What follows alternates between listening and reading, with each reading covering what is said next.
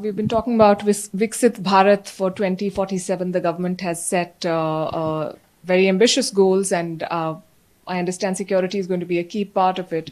What is India's strategic vision for 2047 on defense and security?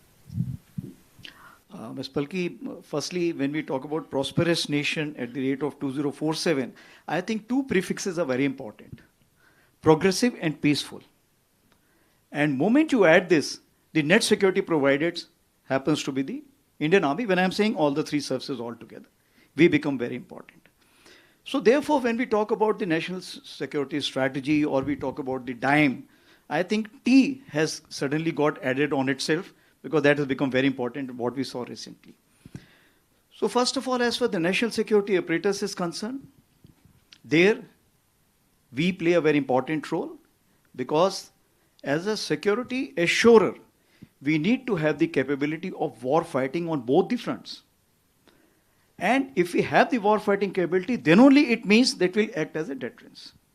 As for the internal security is concerned, you are aware that what's happening on the western side, on the eastern side, and we are adequately poised to take care of that.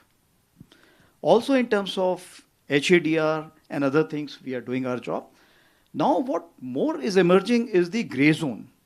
And after Doklam, what has happened, we realize that there is something gray zone which is existing. From self-denial, we have moved to now self-realization. Now is the time we have to work more on this because it's not only the land. It is the so many domains which are working in that we need to take care of. So we need to harmonize in the gray zone also. Now this is as far as the national security apparatus is concerned.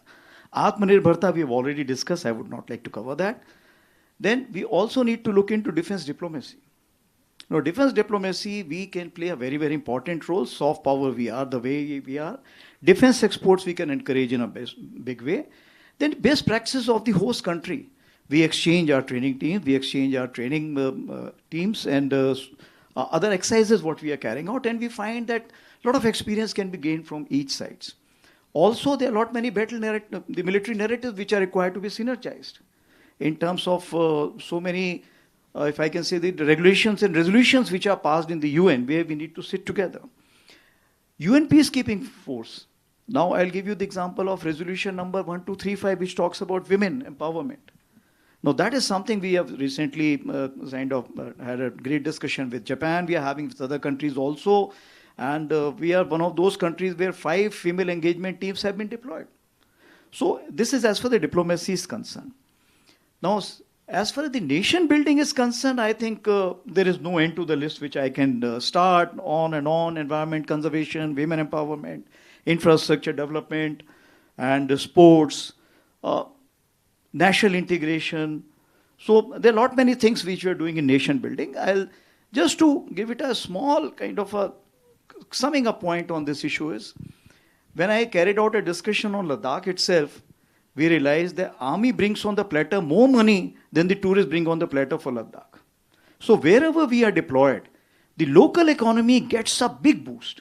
If the J&K today is sustaining itself on its own, the military plays a very, very pivotal role in that.